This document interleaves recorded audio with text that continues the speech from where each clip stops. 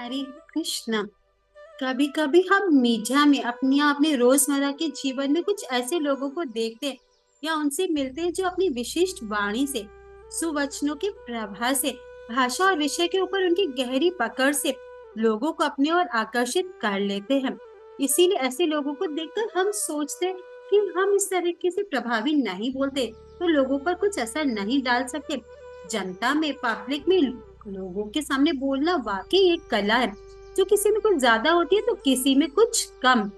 लेकिन इसका एक पहलू ऐसा है जो हम सभी विकसित कर सकते हैं और वह है सावधानी से बोलना, सोच समझकर बोलना। यानी ये समझना कि मुझे कब नहीं बोलना है, यानी जिप द लिप। क्योंकि देखिए ऐसा कई बार होता है जब संयमित वाणी आवश्यक होती है, जरूरी होती है। लेकिन कई बार बड़े बड़े वक्ता भी जो बहुत प्रभावी बोलते, शानदार बोलते हैं, प्राय वह भी अपनी वाणी पर नियंत्रण नहीं कर पाते और मिसाइल जैसे बोले गए कुछ शब्दों के कारण कभी कभी किसी मुश्किल में पड़ जाते हैं। भगवत गीता में वाणी के महत्व को 17वें अध्याय में बताते हुए भगवान श्री कृष्ण यह कहते, देखिए बहुत ध्यान से सुनिएगा, किसी को भी कष्ट न पहुंचाने वाले शब्द बोलना, सत्य बोलना, प्रिय लगने वाले और हितकारी शब्द बोलना और वेद शास्त्रों का उच्चारण के द्वारा अध्ययन करना वाणी संपत्ति तब कहा जाता है।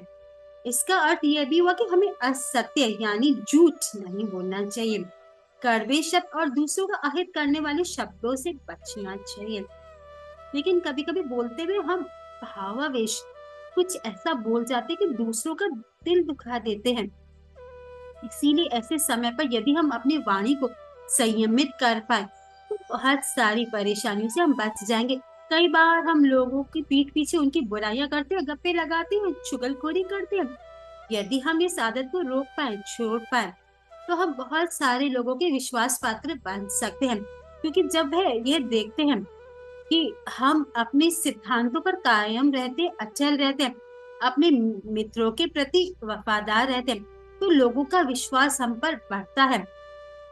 और जब ये विश्वास देखिए लोगों का हम पर बढ़ रहा है तो वह हम पर यकीन करना शुरू करते हैं, तो हमारा संपर्क उनसे बढ़ता है और ये विश्वास किसी शानदार भाषा बोलने वाले वक्ता से कई अधिक सम्मान्य होता है।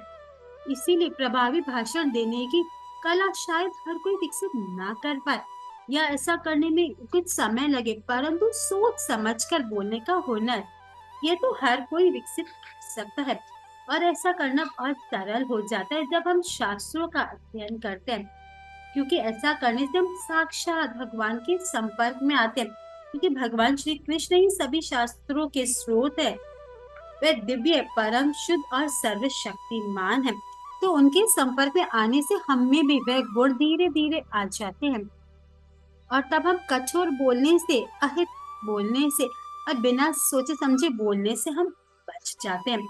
और जब कभी देखिए ऐसे करने की तीव्रता महसूस होती है तो हम अपने आप को रोकने में भी सक्षम होते हैं। अतः कब बोलना है, कब चुप रहना है, ऐसा सीखने से हम ज्यादा प्रभावशाली देखिए ढंग से बोलना सीख पाते हैं।